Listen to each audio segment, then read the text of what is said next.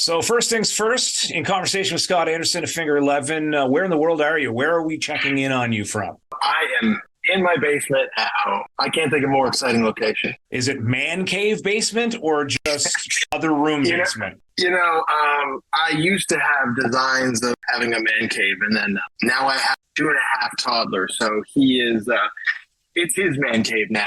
So instead of like a cool bar and like a bunch of cool hi-fi equipment, there's just plastic toys everywhere. Thomas, right? Yeah, Thomas. So 2.5 years old. Does he know yet what dad does? Is he aware of kind of what your world is? He's seen a couple videos and he's like, oh, that's dad's face. We took him to a concert when he was a little too young and he got bored. So I am looking forward to actually taking him to a show that he'll sort of understand, like, oh, this is what dad does. He has no idea what dad's work is. So at least you're not to the point yet where no matter how rock and roll you are, dad's not cool, because that's where I'm at. My 9-year-old daughter, no matter what I do, such a nerd my dad is. Well, yeah, we'll see. We'll see how he takes it. Kids are nothing but absolutely brutally honest, so we'll see how he does. Let's flip the script a little. How has being a dad changed your outlook on music? Has it changed you at all within the umbrella of Finger 11? I mean, yeah, you just, all the cliche stuff, when it happens to you, it still hits. I try not to write about negative stuff as much anymore. Sometimes I can't help myself, but everything is through a different filter now. It's different. I was the last holdout. So everybody in the band now has kids. I'm proud to say I've joined that club too.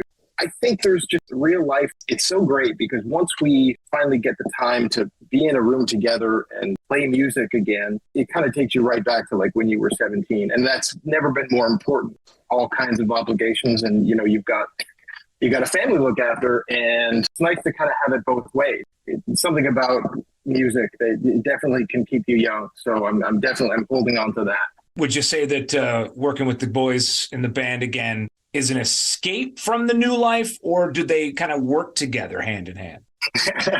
Well, scheduling's an issue. We're lucky enough to sort of go on a nice big tour. It's going to be a high-class problem. It's definitely all about the balance. If I'm away for longer than a day or two, I miss home like crazy. There's also nothing like playing music with your friends. I love both. We've been talking a lot on my show about rites of passage and passing traditions down to kids. And I'm sure you've got your musical influences that led you to be the performer that you are. But when it comes to wearing the dad hat, are they the same bands and acts that you are already or plan to introduce to your kids? Or are there others when it comes to like, I'm going to educate my children on the best music ever? Who are you going to play and what are you playing to influence?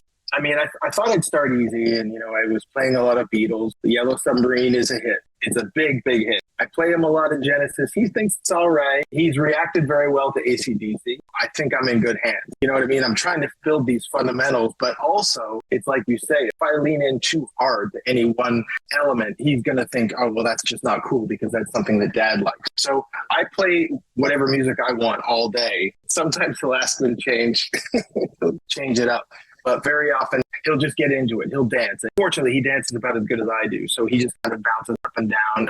But he's into it. His soul is there. So that's what's important. How much are you playing Finger 11? I hope that's not one of the ones he tells you to change. Right. He's like, Dad, this sucks. Come on. I get a little weird. I don't play too much of my own stuff. I get in my head a little bit about it. But if it comes on, he definitely likes it.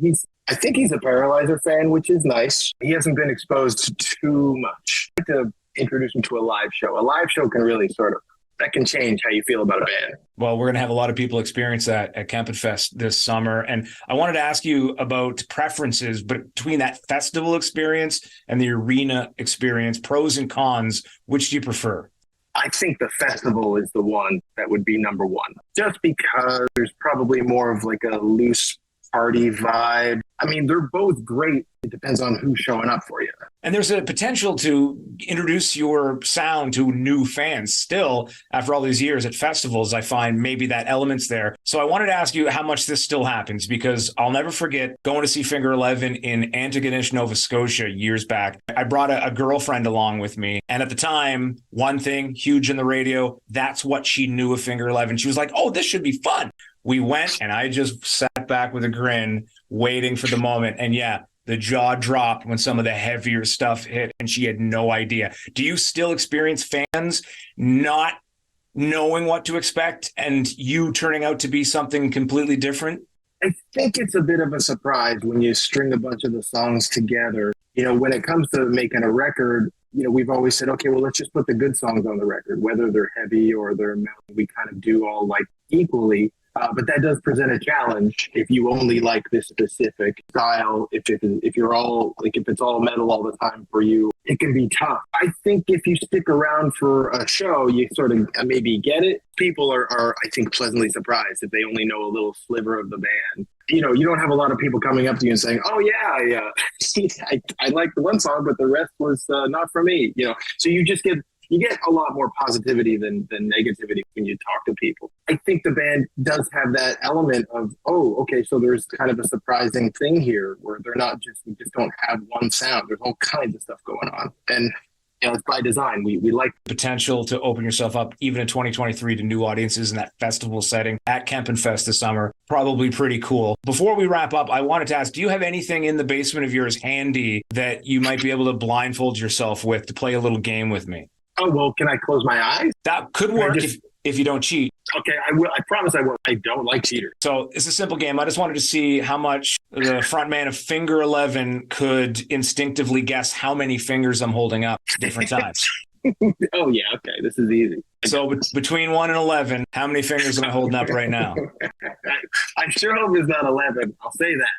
Let's get that out of the way. I'm going with 7. Close. You can open your eyes. I haven't moved. Everyone else is seeing.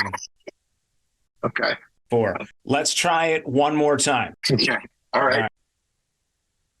All right. How many fingers? This is taking a while. Okay. I'm saying 11. It was 1, but it was my finger 11, so we might have to blur it. Hey. Okay.